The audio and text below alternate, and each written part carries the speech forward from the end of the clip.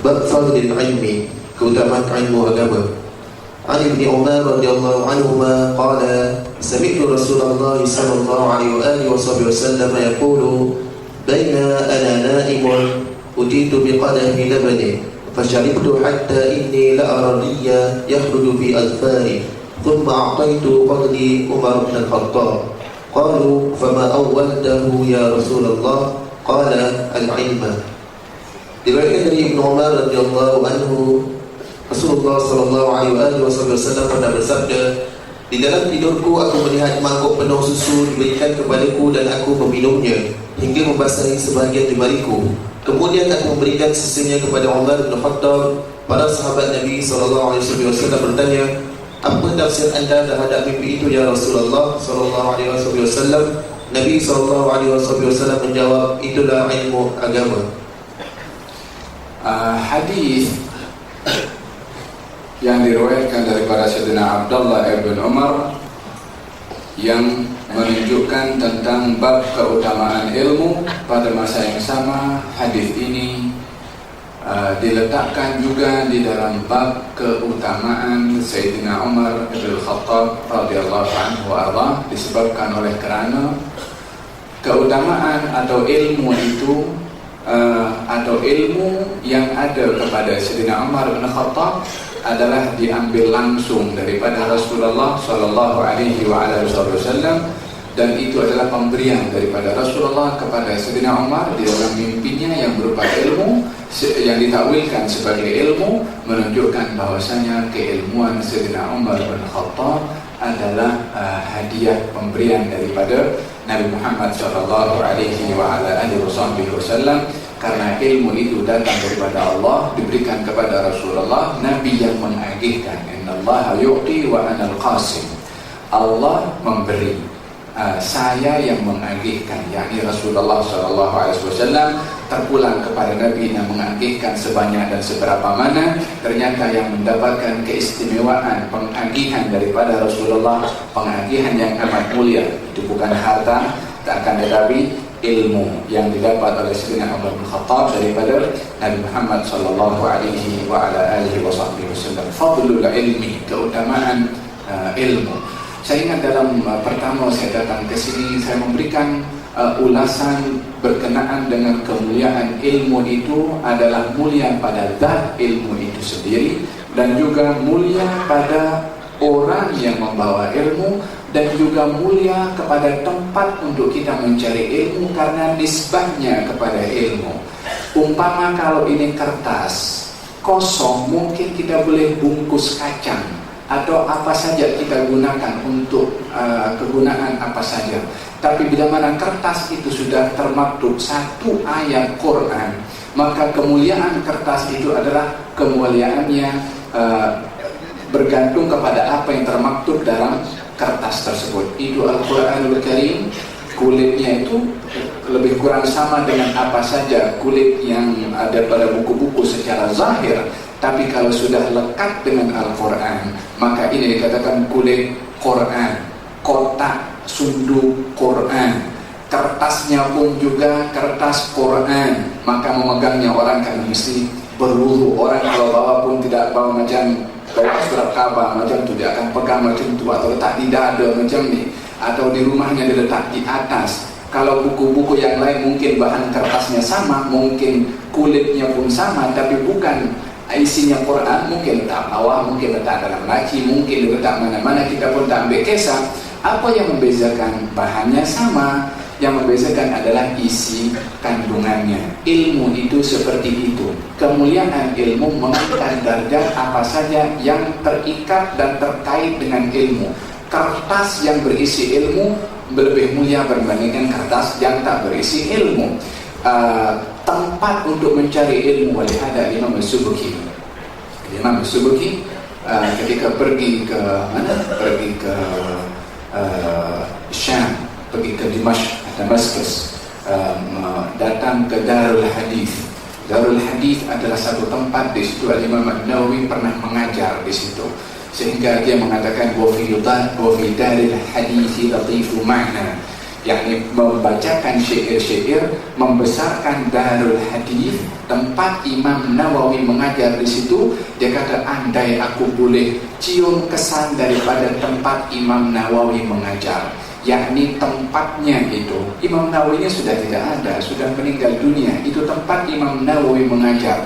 Kenapa dirindui, didatangi? Disebabkan oleh kerana ilmu ada di situ, orang yang berilmu pun juga ada di situ. Dengan demikian ilmu mengangkat apa saja yang terkait dengan ilmu, baik itu orangnya, tempat belajarnya, termasuk kertas yang berisikan ilmu, akan terangkat nilainya, kemuliaannya. Disebabkan kemuliaan ilmu bukan kemuliaan semen yang bangunan itu, bukan kemuliaan karena orang itu adalah sekedar manusia boleh bergerak dan sebagainya. Tentunya semua manusia bergerak, tapi tidak sama orang berilmu dan orang tidak berilmu. Hal yastawil ladzina ya'lamuna wal ladzina la ya'lamun? Adakah sama orang berilmu dengan orang tidak berilmu? Sama-sama manusia, bergerak juga, makan minum sama, mungkin rumahnya pun satu rumah, tapi apa yang membezakan antara keduanya? Allah sendiri membezakan. Hal yastawil ladzina ya'lamuna wal ladzina la ya'lamun? Adakah sama orang berilmu dengan tidak berilmu? Jawabannya adalah confirm tidak sama. Apa membezakan kemuliaan satu dengan yang lain? Ilmu. Kita ingin sampai kepada satu kesimpulan, kemuliaan seseorang itu dinilai daripada keilmuannya. Sehingga dengan ilmu orang mulia, tempat mulia, kertas pun akan menjadi mulia dengan ilmu. Saya berikan 2 contoh atau 3 contoh dalam Al-Quranul Karim. Mukaddimah saya ingat di sini, hayawan yang berilmu, ya kan? Anjing yang dilatih untuk berburu, burung hudhud yang tahu satu ilmu disampaikan kepada Nabi Sulaiman sehingga selamat daripada hukuman Nabi Sulaiman, dan juga Allahumma shalli ala sayyidina, semut yang dia tahu tentang satu perkara, beritahu kepada semut yang lain supaya tidak dipijak oleh Nabi Sulaiman dan tentera-tenteranya. Satu manfaat ilmu didapat diagihkan kepada orang lain. Kisahnya diceritakan oleh Allah di dalam Al-Quran. Ini hayawan yang tahu satu ilmu, maka diangkat oleh Allah kisahnya dalam Al-Quran karena kemuliaan daripada ilmu tersebut. Oleh sebab itu Nabi bersabda, balighu anni walau ayat, sampaikan daripada aku walaupun satu ayat, ya, walaupun satu ilmu, karena semua yang datang daripada Rasulullah itu adalah ilmu. Dalam hadis ini diceritakan bab fadlul ilmi, keutamaan ilmu. Hadis diriwayatkan daripada Sayyidina Abdullah bin Umar radhiyallahu anhuma, sami'tu Rasulullah sallallahu alaihi wasallam yaqul baina ana naimun, ketika saya ini tidur saya bermimpi. Apa yang dilihat oleh Nabi? Macam qadah itu macam cek berisi susu, kemudian diminum oleh baginda Rasulullah sehingga Nabi kenyang. Digambarkan kenyangnya Nabi dengan minum susu itu sehingga sampai kepada jari jemari Rasulullah. Lalu kemudian ada sisa daripada susu itu. Kemudian kata baginda Rasulullah, apa itu? Saya bagi susu itu kepada Umar bin Khattab, yang tentunya diminum oleh Sayyidina Umar. Sisa daripada susu yang diminum oleh Rasulullah, kemudian diminum oleh Sayyidina Umar. Kemudian ditanya, apa takwilnya wahai Rasulullah? Maka Nabi menjawab, adalah al-ilmu. Ilmu yang diwarisi oleh Sayyidina Umar bin Khattab menyebabkan Sayyidina Umar ini kerap kali bila mana bercakap menjadi sebab turunnya wahyu dari Allah Subhanahu wa taala. Contohnya dalam masalah maqam Ibrahim. Sayyidina Umar tanya kepada Rasulullah, ya Rasulullah, ala nattakhidh, tidakkah sepatutnya kita menjadikan maqam Ibrahim musalla, tempat untuk salat? Turun firman Allah Subhanahu wa taala, wattakhidhu min maqami Ibrahim musalla, jadikan makam Ibrahim itu tempat untuk salat. Setelah Sayyidina Umar bertanya kepada Rasulullah sallallahu alaihi wasallam, lalu kemudian berkenaan dengan ayatul hijab, ayat tentang hijab. Ketika orang datang ke rumah Rasulullah dan juga bertanya soalan ketika sebelum turunkan hijab, maka Sayyidina Umar pun mengatakan tentang bagaimana itu hijab. Turun firman Allah Subhanahu wa taala, perintah untuk adanya hijab bila mana bertanya ataupun meminta kepada ahli keluarga Rasulullah sallallahu alaihi wasallam. Turun ayat setelah adanya cadangan daripada Sayyidina Umar bin Khattab. Lalu dalam dalam peperangan Badar, saya ingat, dalam peperangan Badar, waktu beberapa tawanan ditawan oleh kaum muslimin, maka waktu itu ada beberapa pilihan yang perlu diambil oleh Rasulullah bagaimana untuk menyikapi tawanan Badar ini. Adakah dihukum bunuh ataupun boleh digantikan dengan tebusan? Karena waktu itu Nabi cenderung dengan pandangan Sayyidina Abu Bakar untuk boleh ditebus. Akan tetapi Sayyidina Umar mengatakan ini adalah otak kepada permusuhan orang-orang Quraisy kepada kaum muslimin. Banyak orang seperti ini adalah dibunuh. Maka Nabi waktu itu lebih memihak kepada pandangan Sayyidina Abu Bakar As-Siddiq radhiyallahu anhu warḍah. Turun firman Allah Subhanahu wa taala yang lebih cenderung kepada pandangan Sayyidina Umar bin Khattab. Maka kata baginda Rasulullah dalam hadis, di antara kamu kalau ada orang yang boleh menjadi nabi setelah aku, maka ianya adalah Umar bin Khattab. Karena tidak ada nabi setelah Rasulullah SAW, disebabkan oleh karena selalu tepatnya Sayyidina Umar bin Khattab dalam perkara-perkara yang berkaitan dengan syariah. Di antara yang menjadi keistimewaan kepada Sayyidina Umar bin Khattab adalah inna fikum muhdatsin. Kata baginda Rasulullah, ada di antara kamu ini orang yang muhdatsin, orang yang mulhamin, mendapat ilham sentiasa kepada Allah. Di antaranya adalah Amirul Mukminin Umar ibn al-Khattab. Ihin laka ibn al-Khattab ma salakta fajjan illa wa salaka syaitan fajjan ghaira fajjik. Kata baginda, ihin laka ibn al-Khattab, yakni nak tunjuk hebatnya itu Sayyidina Umar. Ihin laka ibn al-Khattab. Nabi puji kepada as-sahabat, tapi Nabi ketika memuji kepada sahabat, pujian itu memang ada kepada sahabat itu, dan Nabi tahu kalau orang yang dipuji tidak bangga dengan pujiannya, tapi lebih mengedepankan syukur kepada Allah Subhanahu wa ta'ala. Maka Nabi memuji kepada beberapa sahabat termasuk Sayyidina Umar. Ihin laka ibn al-Khattab, sungguh kedudukanmu itu hebat wahai ibn al-Khattab. Kamu tidak lalu di satu lorong kecuali syaitan cari lorong lain untuk tidak lalu di lorongnya Sayyidina Umar ibn Khattab. Inna syaitan la yafirru min dhillika ya Umar. Syaitan pun lari daripada bayangan kamu wahai Umar. Demikian beberapa keistimewaan Sayyidina Umar bin Khattab yang disebutkan oleh Nabi sallallahu alaihi wasallam. Di antara berita tentang fitnah yang terhalang untuk merebak di zaman kurun yang pertama, disebabkan adanya pintu yang menghalang merebaknya itu fitnah.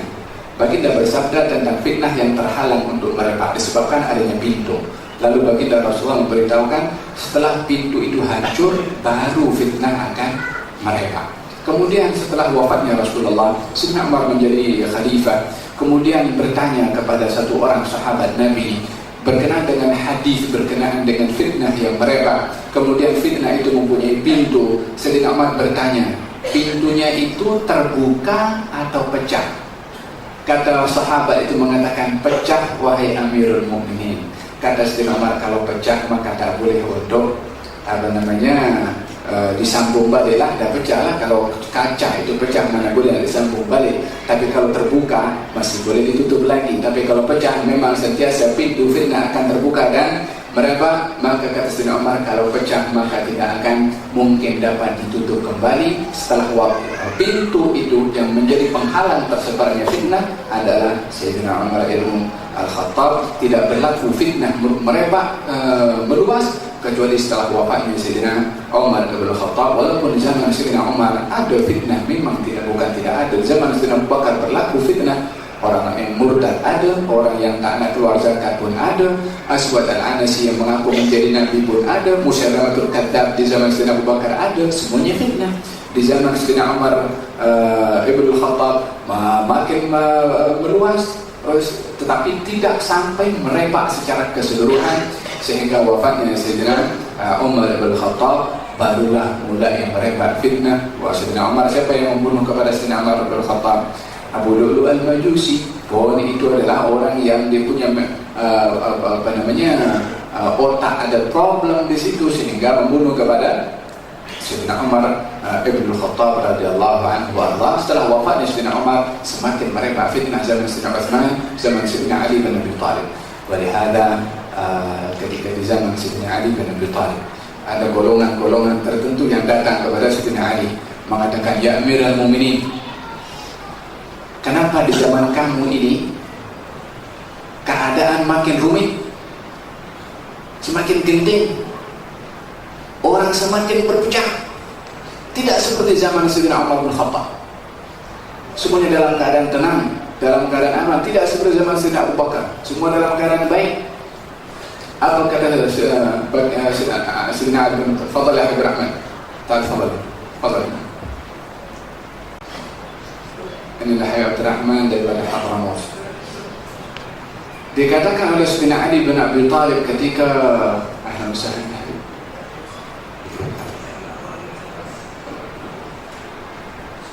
dikatakan oleh Sayyidina Ali bin Abi Thalib ketika ditanya, kenapa di zaman kamu sekarang banyak problem, sementara di zaman Sayyidina Abu Bakar, Sayyidina Umar kita hidup elok-elok saja. Katanya mengatakan, ya, di zaman Abu Bakar dan di zaman Umar, mereka berdua mendapati orang-orang, masyarakat, rakyat macam aku. Tapi di zaman aku dapati masyarakat, rakyat macam engkau. Ya, ini perbezaan keadaan menjadi orang pun perangai beza, sikap beza, wahakala perbezaan kebaikan seseorang itu akan menyebabkan perbezaan keadaan. Walihada kurun pertama itu dikatakan kurun yang baik, kurun yang kedua kurun yang baik. Bukan tak ada kejahatan berlaku, ada kejahatan. Sebagaimana saya kisahkan, peperangan pun terjadi juga. Tapi oleh karena majoriti umat Islam waktu itu baik berbandingkan kepada orang yang tidak baik, maka dikatakan kurun itu kurun yang baik. Bukan tak ada perkara yang tak baik. Setiap zaman tak ada yang tak baik. Tak ada semuanya. Setiap zaman mesti ada benda yang tak baik. Termasuk zaman Rasulullah. Kufur ada, munafik hidup di tengah-tengah kota Madinah, sholat dengan Rasulullah SAW. Kalau tidak ada grup yang tidak baik, bagaimana akan dinampak grup yang baik? Mesti ada di setiap zaman mesti ada baik dan tidak baik. Tujuannya adalah untuk dinampak yang mana yang baik dan yang mana yang tidak baik. Hanya untuk dikatakan zaman itu zaman baik bila mana majority umat Islam waktu itu adalah baik, maka zaman itu zaman yang baik. Zaman dikatakan tidak baik bila mana majority daripada umat Islam adalah ramai yang tidak baik. Baik, berbicara tentang masalah keutamaan Sayyidina Umar sebagaimana saya sebutkan sebentar tadi dari beberapa hadis yang disebutkan oleh baginda Rasulullah SAW. Beliau juga adalah merupakan bapak mertua Rasulullah, di mana baginda berkahwin dengan putrinya yang bernama Hafsah. Diceritakan di sini berkenaan dengan mimpi. Baginda bersabda, aku bermimpi adanya al-qadah, bekas yang berisi susu dan diminum oleh Nabi SAW, dan ditakwilkan kalau yang diminum itu adalah ilmu. Takwilnya adalah ilmu. Sebelum kita pergi ke masalah takwil, berbicara tentang mimpi dan apa kedudukan mimpi di mata syariah. Bagaimana syariat menilai mimpi? Mimpi secara mengikut ilmu bahasa adalah apa yang dilihat oleh orang yang tidur. Itu mimpi. Tidak sama sesiapa yang bermimpi, tidak sama orang bermimpi daripada kalangan orang yang baik atau mimpi yang baik dan mimpi yang tidak baik. Seperti mana juga tidak sama level kedudukan seseorang di sisi Allah di dalam mimpinya. Mimpi para anbiya itu adalah wahyu. Akan tetapi mimpi para salihin itu adalah namanya mubasyirat. Apakah mubasyirat? Berita gembira setelah wahyu. itu adalah mimpi yang baik. Kata baginda Rasulullah sallallahu alaihi wasallam, "Dhahabat an-nubuwah." Kenabian ini sudah habis, sudah putus. Yang tersisa adalah al-mubasyirat. Apakah itu mubasyirat? Mubasyirat yakni berita-berita yang menggembirakan. Apakah itu berita-berita menggembirakan wahai Rasulullah setelah kenabian tidak ada? Kalau dahulu permasalahan yang seseorang itu ingin mendapatkan satu keputusan muktamad, maka tidak ada lain yang menjadi rujukan adalah Rasulullah SAW atau para anbiya dan para rasul bagi umat masing-masing untuk memutuskan masalah berkaitan dengan hukum syara. Setelah kenabian ini habis diakhiri dengan Rasulullah, maka tidak terputus hubungan Allah Subhanahu wa ta'ala dengan hambanya untuk memberikan ilham, melalui mimpi. Dan mimpi itu adalah bahagian daripada bahagiannya wahyu. Terdapat beberapa riwayat berkenaan dengan kedudukan mimpi. Yang pertama, baginda Rasulullah SAW mengategorikan bahwasanya mimpi ini adalah bahagian daripada 70 bahagian wahyu. Yani wahyu ada banyak bahagian, ada 70 lebih. Salah satunya adalah mimpi. Dalam riwayat yang lain dikatakan kalau mimpi ini adalah merupakan bahagian daripada 46 bahagian daripada wahyu. Wahyu ada 46, salah satunya adalah mimpi. Ada pula yang mengatakan bahwasanya mimpi itu bahagian daripada wahyu 45. Yani 45 bahagian. Ada mengatakan 49, ada mengatakan 50, ada mengatakan 26, ada pula mengatakan 44. Yang mana satu yang betul? Ada berapa tadi? 70 lebih, 46, 44, 26, 50. Yang mana satu yang betul? Al-Imam An-Nawawi ketika mensyarahkan tentang perbezaan hadis tentang macam-macamnya itu mimpi dalam bentuk bilangan itu, mengatakan, menukil pandangan salah seorang ulama yang mengatakan bahwasanya perbezaan jumlah itu yang berkaitan dengan mimpi tergantung kepada orang yang bermimpi, bukan bahagian mimpi itu sendiri, tapi bergantung kepada orang yang bermimpi. Adapun bahagian daripada mimpi itu terbagi menjadi beberapa bahagian yang dibahagikan oleh Al-Imam Ibnul Qayyim dalam kitab Ar-Ruh kepada beberapa bahagian. Yang pertama adalah mimpi daripada Allah Subhanahu wa ta'ala, yang kedua mimpi daripada syaitan, yang ketiga adalah mimpi daripada hawa nafsu atau daripada kita punya diri sendiri. Walihada dikatakan ar-ru'ya minallah wal hulmu minasyaitan. Kalau mimpi itu dari Allah, kalau al-hulmu, mimpi yang tak baik, itu datangnya daripada asy-syaitan. Daripada hadis ini dibahagikan oleh Rasulullah, mimpi ada berapa? Ada dua. Ada mimpi yang baik itu dari Allah, dan mimpi yang tidak baik itu datangnya daripada asy-syaitan. Walihada baginda Rasulullah sallallahu alaihi wasallam bersabda kepada seorang yang datang memberitahukan dalam sebuah hadis, bila mana seorang daripada kamu itu bermimpi dengan mimpi yang tidak baik, maka jangan cerita kepada orang lain tentang permainan syaitan kepada dia. Mimpi hantu umpamanya, atau mimpi digigit ular umpamanya, jangan duk pikir apa takwilnya ini. Mimpi yang tak elok datang daripada syaitan, kata baginda Rasulullah, jangan cerita, tak perlu nak fikir, tak perlu nak buat apa dengan mimpi itu. Pasal apa nak buang masa kita dengan mimpi yang datang daripada syaitan? Buang masa layan syaitan melalui mimpi yang mengacau kepada kita. Nabi menasihati, bila mana kamu bermimpi dengan mimpi yang tidak baik, falyata'awwadz billah, berlindung kepada Allah dan meludah, ya meludah bukan sampai keluar, tak menghembuskan daripada mulutnya 3 kali sebelah kiri, lepas itu ubah posisi kepada keadaan yang lain. Kalau terjaga waktu tidur disebabkan mimpi-mimpi yang tidak baik.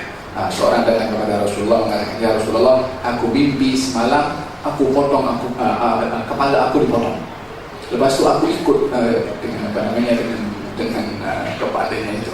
Kata baginda Rasulullah, jangan kamu cerita dengan siapa saja tentang perkara yang menjadi permainan kepada syaitan. Intinya apa?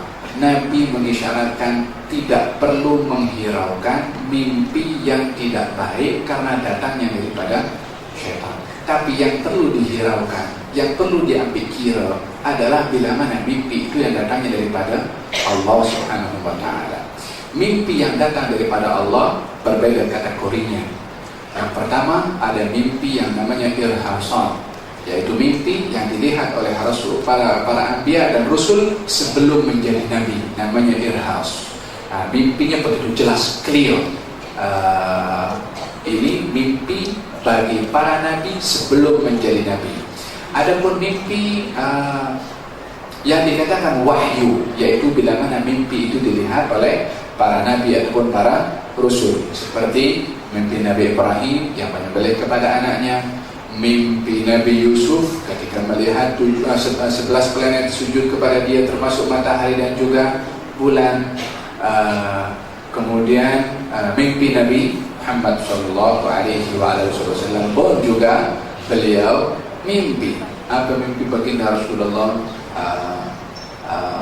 Dalam baginda Rasulullah bermimpi masuk kota Mekah dalam keadaan sudah cukur, yakni masuk setelah melakukan amal ibadah, ya haji, ya umrah, masuk kota Mekah dalam keadaan mencukur, dan juga ada pula sebahagian yang memendekkan rambutnya. Maka Nabi berazam untuk pergi ke mana?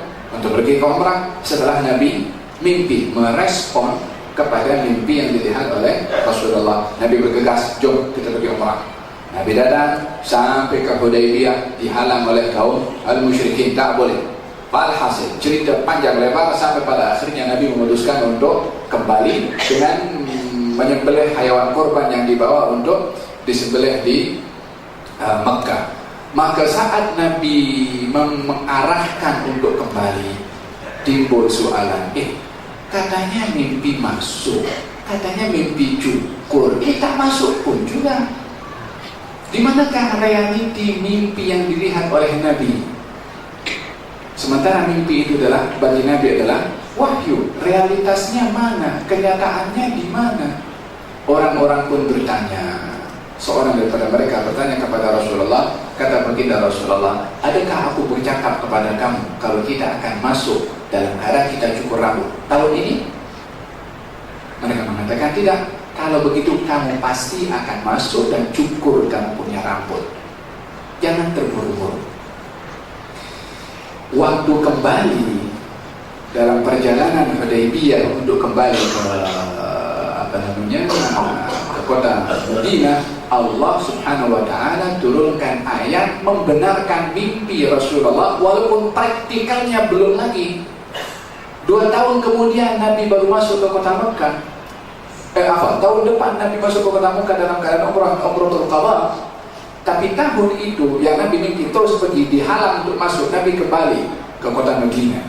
Diberitakan oleh Allah, kalau kamu pasti akan masuk ke kota Mekah dalam keadaan mencukur, pembenaran daripada mimpi yang dilihat oleh Nabi SAW. Dan itu pada akhirnya terjadi dengan baginda Rasulullah memasuki kota Mekah dalam umratul qadha, dan setelah itu barulah Fathu Mekah, dan pada akhirnya adalah Hajjatul Wada.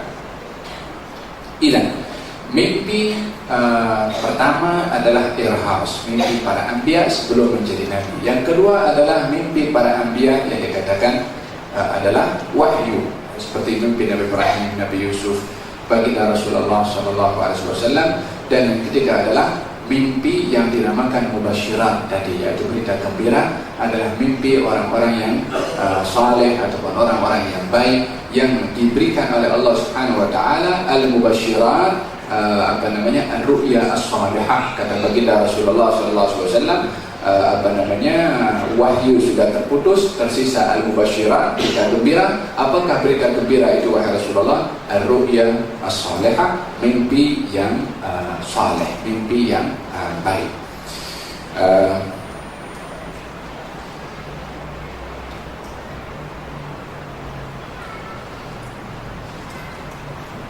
Baginda Rasulullah Shallallahu Alaihi Wasallam telah menyikapi atau bertanya juga kepada para sahabat. Bila mana dulu ada seorang daripada kamu yang bermimpi semalam, apa yang boleh diceritakan?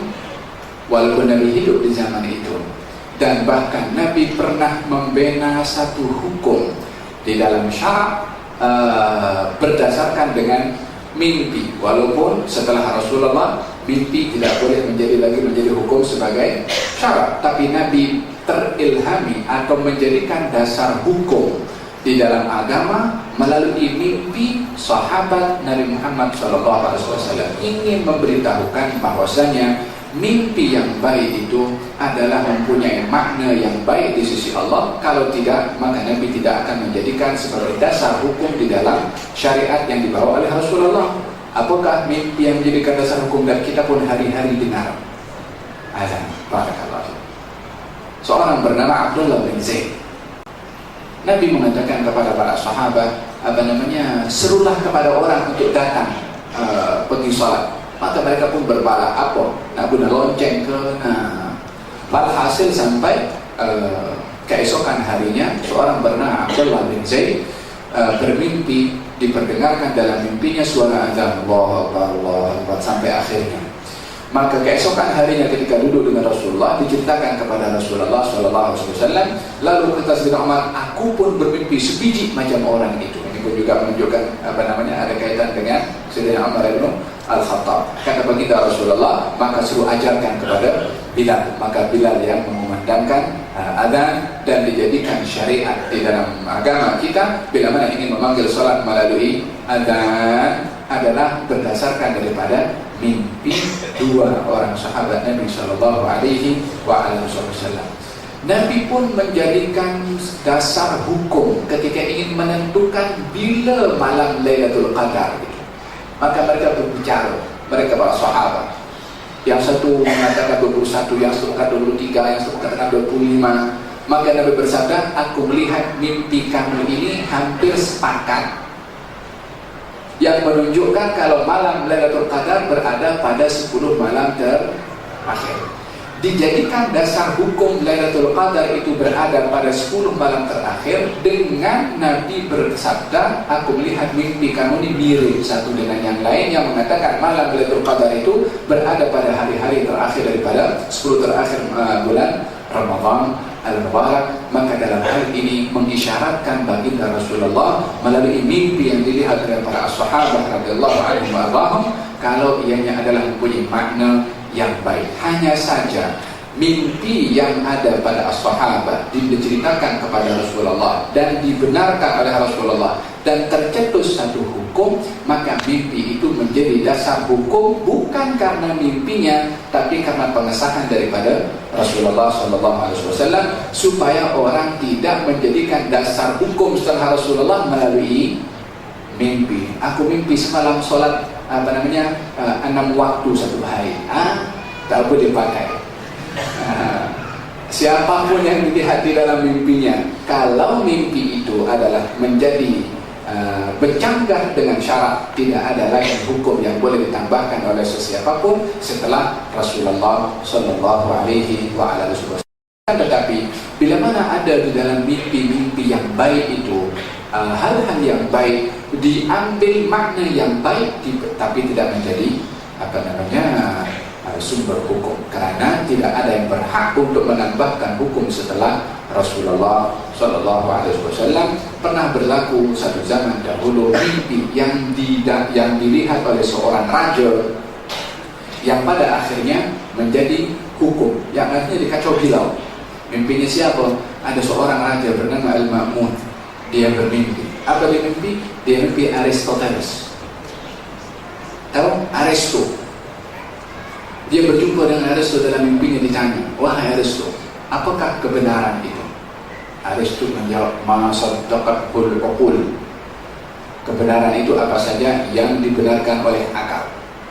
Lalu ma saddaqahu asy-syar'u. Yang kedua, kebenaran itu yang dibenarkan oleh syarak. Diletakkan nomor berapa? Nomor 2. Akal dulu, kan memang konsep daripada ahli falsafah adalah mengedepankan akal, menuhankan akal. Apa saja yang akal terima benar, yang tak diterima oleh akal salah, walaupun itu merupakan syarak. Sementara pegangan kita adalah la ijtihadah ma'an nas. Tak boleh kita mendahulukan ijtihad hasil pikiran akal selagi nas itu ada, walaupun bercanggah dengan akal pikiran kita. Nas ada, akal tak ada chance untuk nak melawan kepada nas. Itu pegangan kita. Kemudian tanya balik, setelah syarak apa? Ma saddaqahu al-jumhur. Apa yang dianggap benar oleh orang ramai. Maka dipegang konsep ini di dalam pentadbirannya untuk mengedepankan akal, karena al-ma'mun pada ketika itu kerap mempunyai hubungan koresponden. Tahu koresponden? Murasalah, surat menyurat dengan orang-orang yang mempunyai hubungan kait dengan kerajaan Romawi pada waktu itu, yang sentiasa memperbincangkan tentang masalah al-falsafiyah, perkara-perkara bersifat al-falsafah. Bila mana mimpi setelah Rasulullah akan dijadikan sebagai dasar hukum, maka akan menjadi masalah kepada agama ini, sehingga bercampur mana yang datang daripada Rasulullah dan mana yang bukan datang daripada Nabi Muhammad sallallahu alaihi wasallam.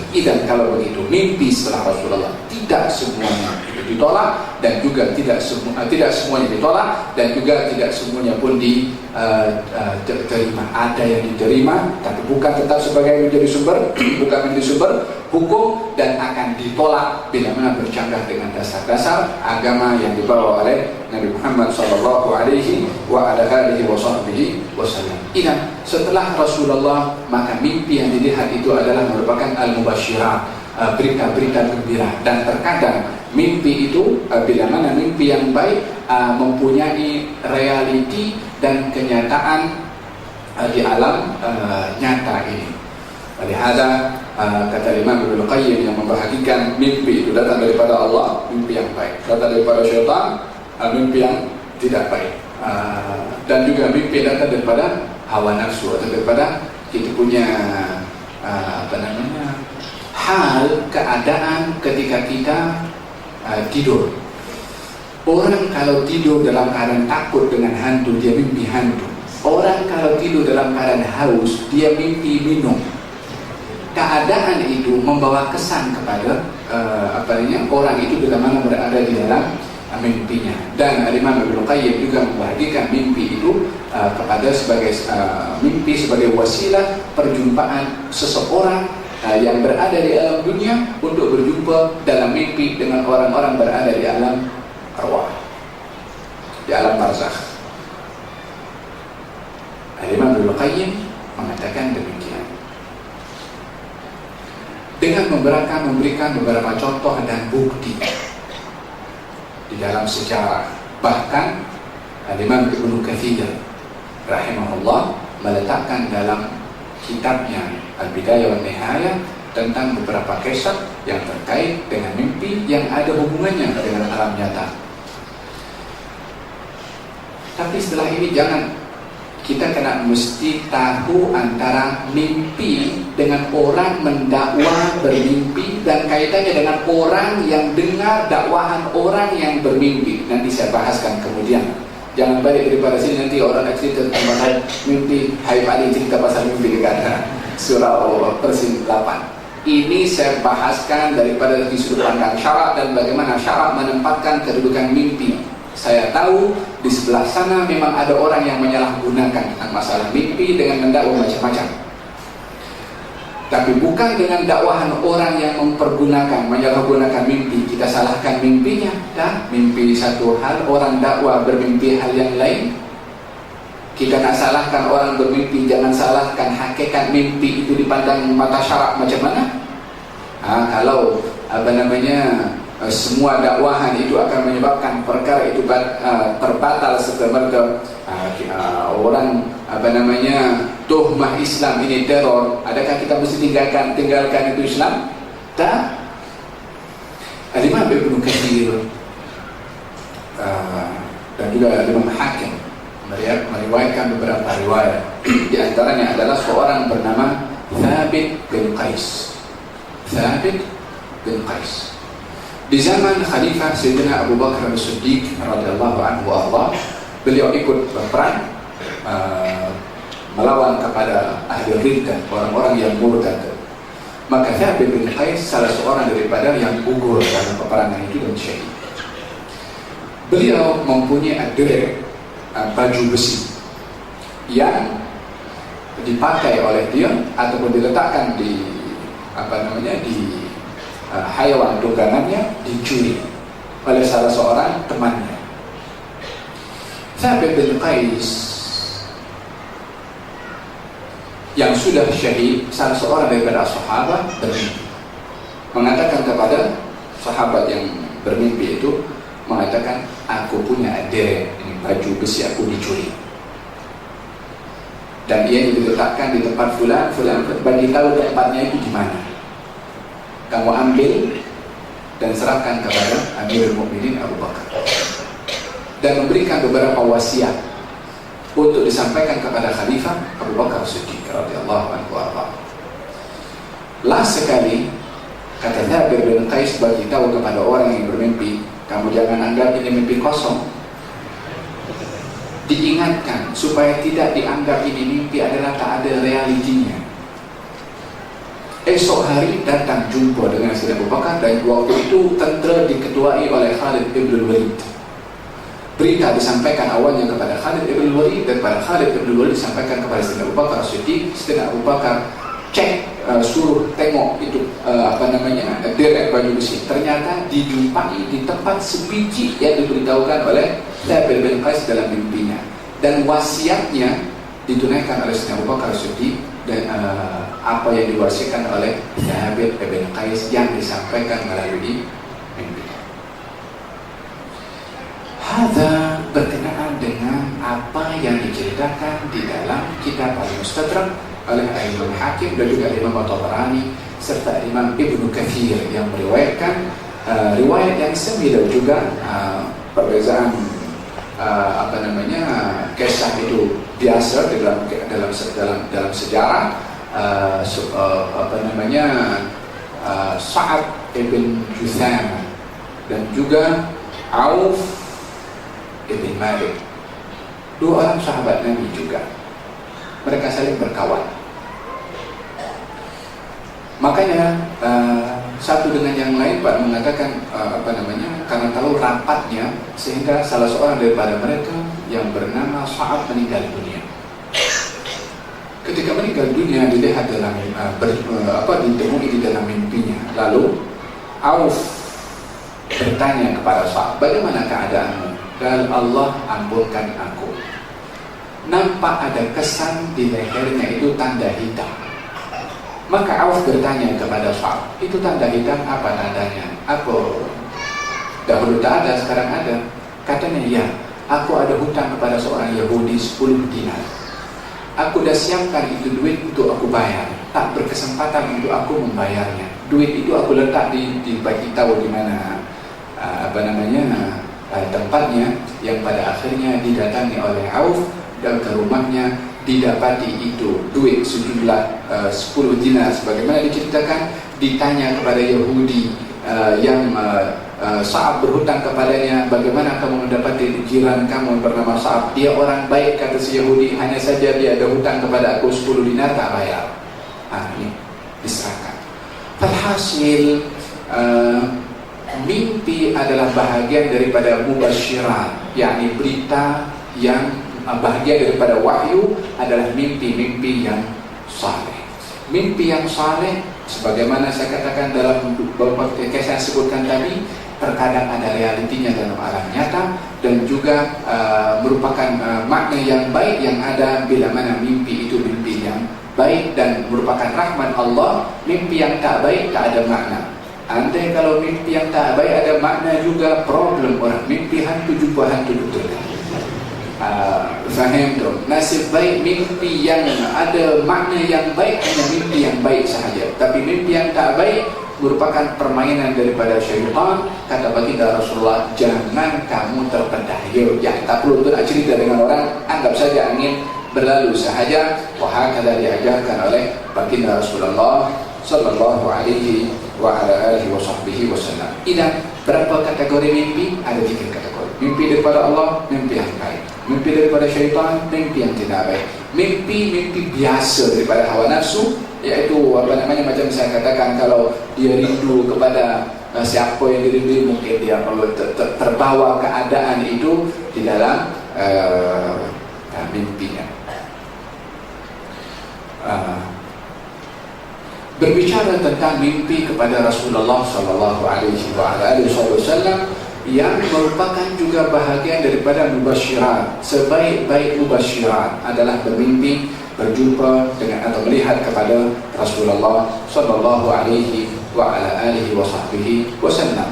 Dalam hal ini banyak para sahabat sendiri yang menceritakan mimpi mereka kepada Rasulullah sallallahu alaihi wasallam, baik di masa hidupnya ataupun setelah wafatnya Nabi Muhammad sallallahu alaihi wasallam. Baginda Rasulullah menyebutkan beberapa riwayat berkenaan dengan mimpi Rasulullah. Dalam hadis Imam Al-Bukhari, Imam Muslim menyebutkan beberapa riwayat yang terkait dengan mimpi Rasulullah. Dalam hadis beliau bersabda, "Man ra'ani fil manam faqad ra'ani." Barang siapa bermimpi aku, melihat aku dalam mimpi, maka dia betul melihat aku di dalam mimpinya. Fa inna syaitan la yatamathalu bi. Sesungguhnya syaitan tidak dapat menyerupai aku di dalam mimpi. Artinya syaitan boleh menyerupai sesiapa sahaja selain para anbiya, selain termasuk baginda Rasulullah SAW. Terkadang orang bermimpi macam nampak orang orang baik, orang alim, tapi dalam mimpinya adalah suruh dia curi duit orang umpamanya, walaupun pakai serban. Itu yang dilihat dalam mimpinya. Mungkin saja itu syaitan yang ditutupi dengan serban juga.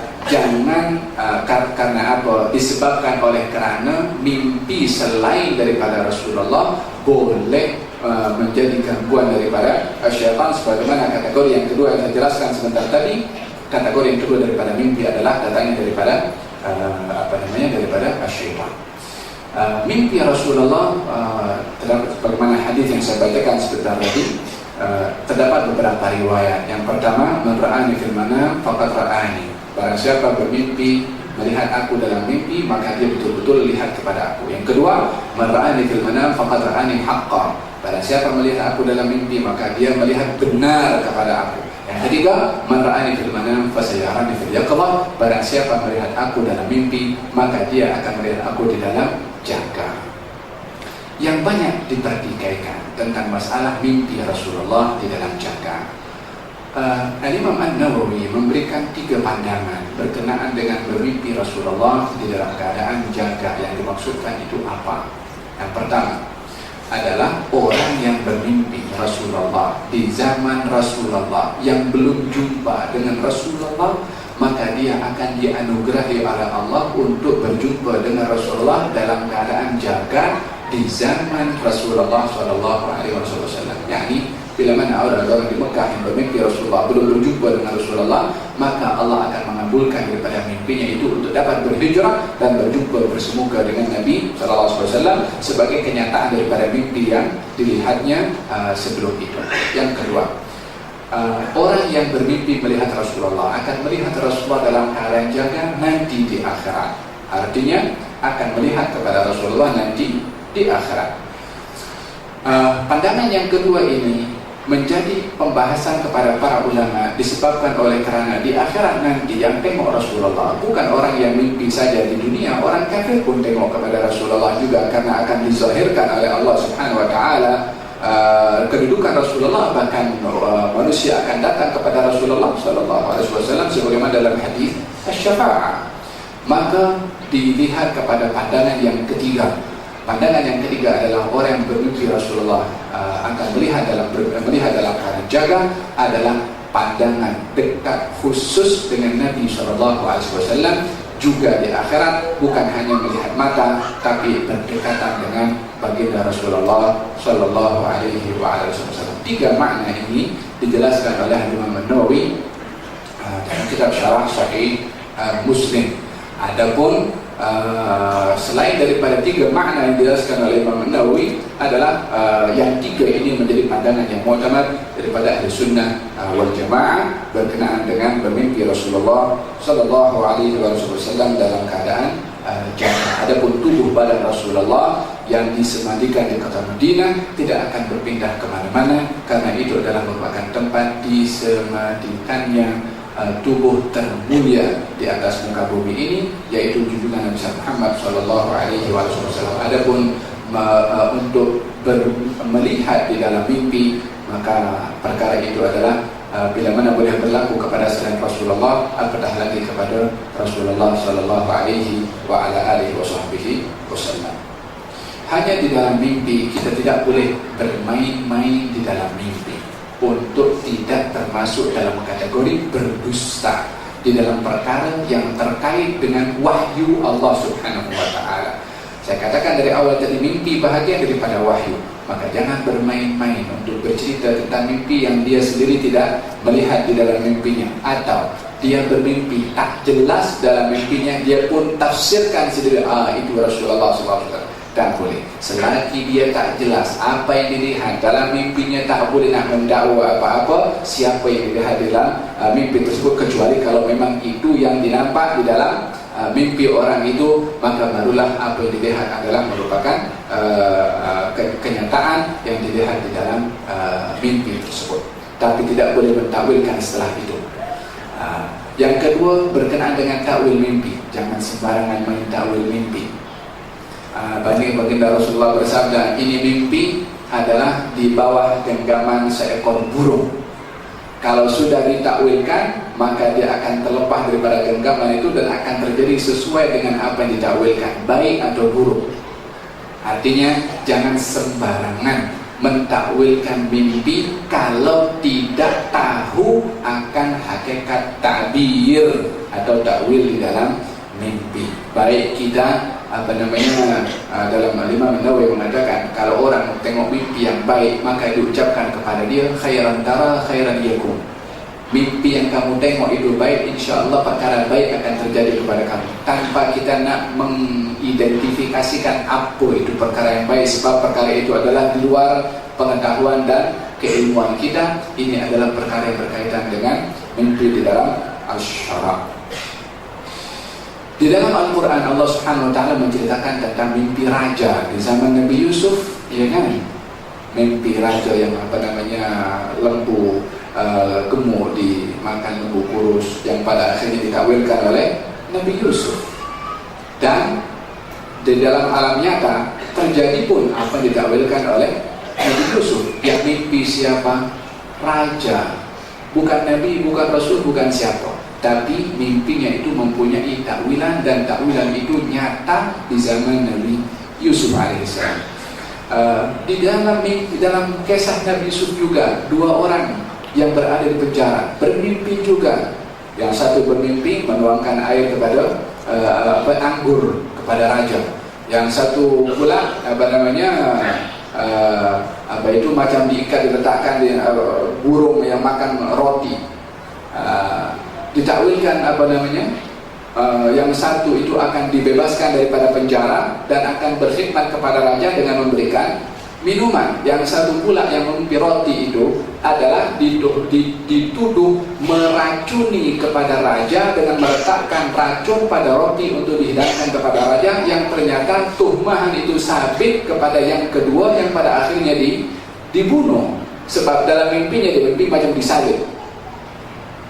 Kata Nabi Yusuf, adapun kamu yang bermimpi menuang air kepada raja, minuman, kamu akan akan dibebaskan dan kamu akan kerja kepada raja. Ternyata apa yang ditakwilkan berlaku, realiti, hakikat nyata. Dia keluar dan berkhidmat kepada raja dan bertugas untuk menuangkan air minuman anggur kepada raja. Adapun yang kedua itu yang mimpi disalib adalah dia dituhmat meracuni makan raja dengan meletakkan racun yang pada akhirnya sabit dan akhirnya pun juga dibunuh sesuai dengan apa yang dilihat di dalam mimpinya. Demikian realiti kenyataan yang terikat dengan mimpi.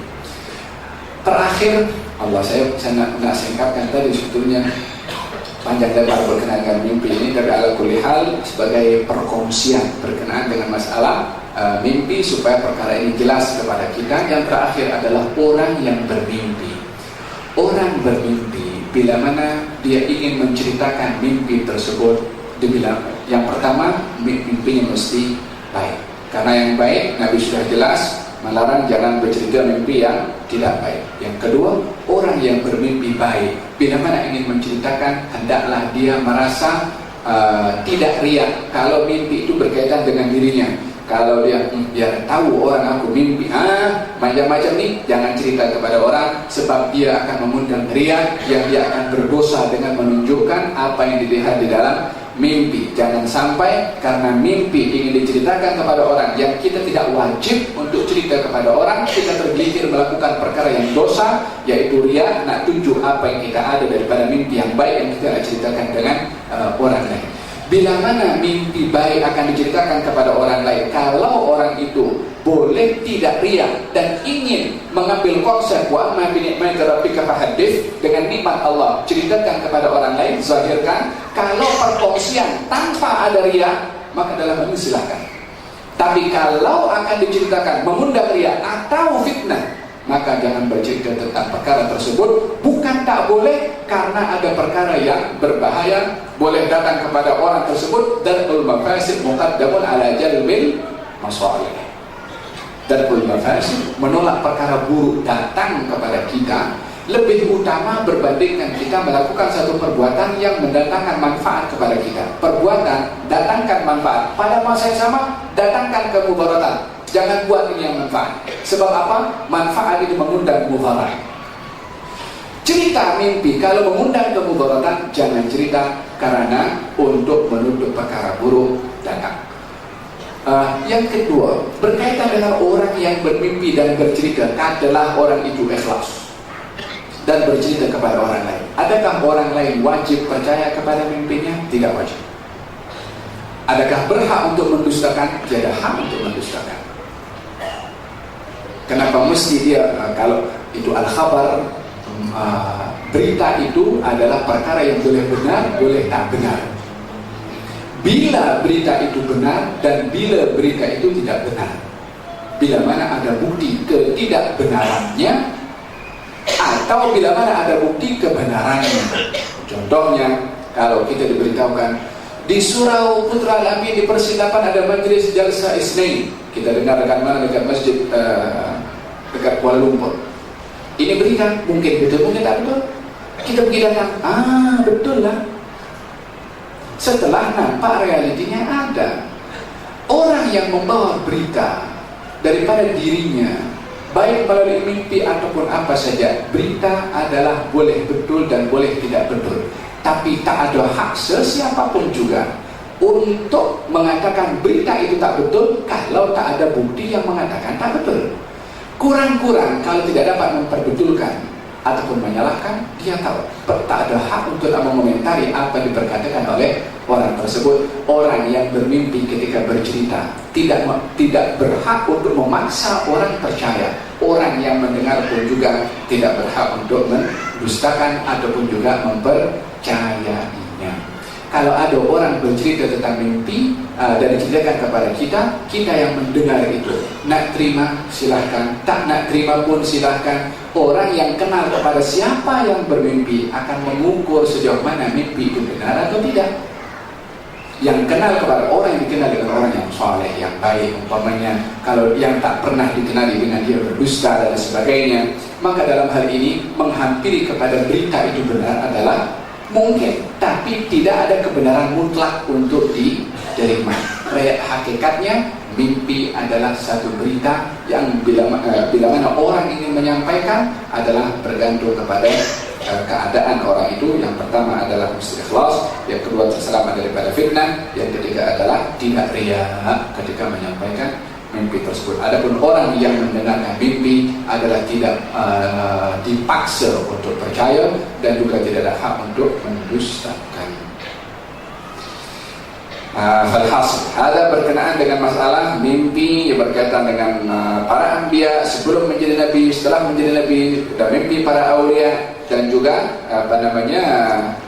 mimpi dan hubungan mimpi dengan hakikat yang dilihat di dalam mimpi. Adapun apa yang dilihat oleh Rasulullah dalam hadis ini, Nabi bermimpi minum susu sehingga kenyang, sampai dikatakan kenyangnya sampai kepada jari-jari.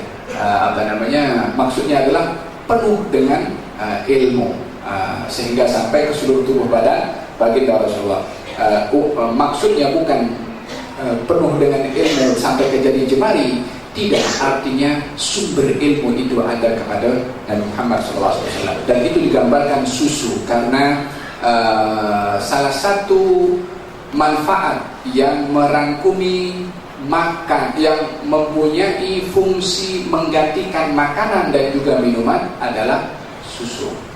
Yani kalau orang tak makan, minum susu boleh kenyang juga. Orang haus, minum susu juga boleh kenyang. Manfaatnya adalah luas. Maka digambarkan oleh Nabi SAW tentang susu yang dilihat daripada putihnya warna, simbol kepada kesucian dan kebersihan, dan juga memenuhi kepada badan baginda Rasulullah adalah karena dipenuhi dengan dada Nabi, ajaran Nabi adalah dipenuhi dengan ilmu. Kemudian diserahkan oleh baginda Rasulullah kepada Sayyidina Umar bin Khattab adalah merupakan sebaik-baik hadiah untuk diberikan kepada orang lain, adalah manfaat yang berkaitan dengan ilmu. Orang datang kepada kita bagi kitab, bukankah ini ilmu? Kalau dibaca jadi ilmu, kalau disimpan jadi azimat.